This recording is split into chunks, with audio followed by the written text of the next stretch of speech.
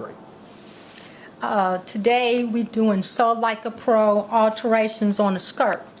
So this skirt, you can see, has this teeny weeny waistband on it, and I already picked it loose. It's just a narrow little waistband, and the skirt has a lining. I pulled the side seam, the hem loose, so I can have access to sewing it on the machine. And you want to pull it loose just enough so you have enough room and not cause any damage by anything pulling and messing it up. So what you want to do when you're doing alterations is leave the seam together and sew your new seam and then pick out your old seam. Otherwise, you have to fight with the fabric so much more to make it lay in place. So I had the pins in place, just like with the jacket. We're doing the same thing. You measure and figure out what you need to do, and then follow that pattern. We always want to use thread to match, and then we're going to sew the two seams together. You see, I left them together, the stitch in there, and then we're going to sew the entire thing. And then we're going to do the exact same thing to the lining. Now, I'm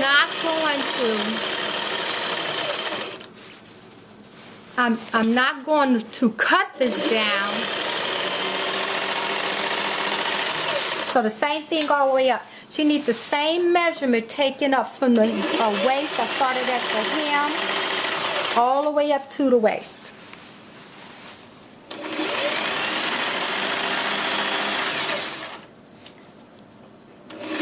And make sure you back stitch.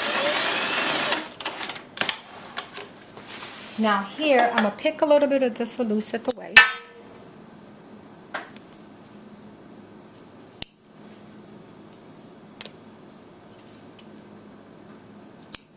And I want to sew a little bit of the lining. I'll go back and finish it later, because I want to show you how to reattach this waistband. And I can finish the rest of it later. Now, I had a student years ago, so remember, we're not cutting anything away in case the client gains some weight back and you have to re-alter it. So here, since this waistband, I don't want to remove the whole waistband, but I do want to reattach it.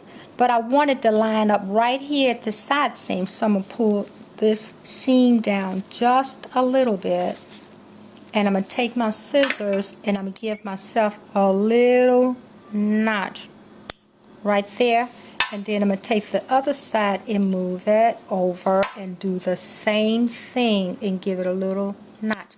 That way I know how much I need to take that up and make it line up back at that waist, at the side seam. So I just take these two and match the two notches together. Match the two notches together. So you're not cutting the waistband? Nope, I'm not cutting the waistband. I'm just taking it up. But if I needed to, I could, if it's too bulky, then what I would do is I would split it down the middle, but I'm not going to cut it down. Then I still could take it back up some for my client. So now, since I got my waistband, you can see that it's going to match. Then you just go back and just pick enough of this loose so you can get in there. So where are you going to hide it at? We're going to stitch it back just like it originally was. And you have to remember exactly what they did, and we're trying to make it look like it was professionally done and nothing changed. So of course I would have these seams pressed open first. So I'm going to press these open, because remember, I'm not getting rid of anything. And then the lining, I didn't trim it, but I want that seam to go toward the back, toward the zipper. And then I want the hanger strap back on the skirt. We want it to look like nothing ever changed. Then I would go and sew all these together and I would finish it just like it originally was. Take this here and flip it back and stitch it, and then we would do what's called stitch in the ditch. So we're going to do exactly everything the way it originally was. This is probably a little bulky, so I would go in there and snip it. In the middle, everything will be pressed open first. Okay. Then I would go line everything up, line the 3 up, pin them together.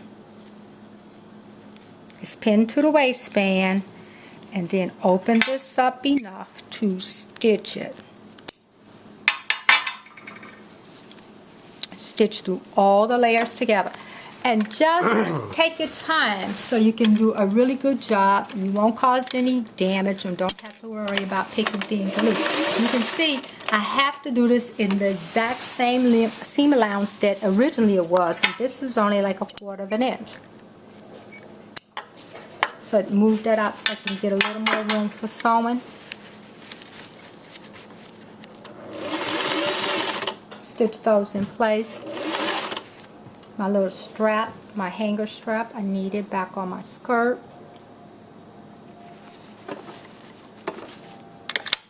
I'm going to line that up and get it underneath there. And stitch it. And then after you finally get this back in place, you probably should do a hand basting stitch first to lock the waistband in place, and then machine stitch in the ditch. So you can see that that's on and it lines up. You take this thing and tuck everything under. Do a hand basting stitch to hold it in place.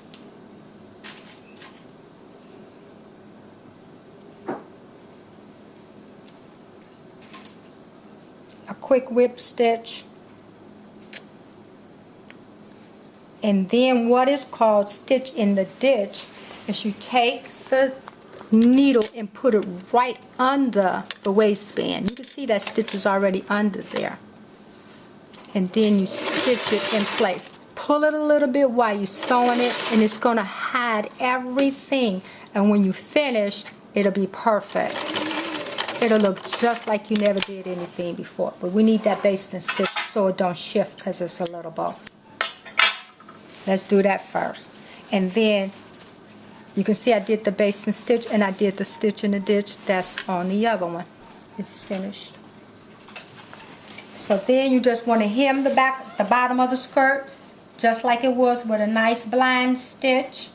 And then you'll have, last thing is join the thread chain back to the hem, and then you'll have a hem or alteration that looks like a professional did it. What is the purpose of that chain?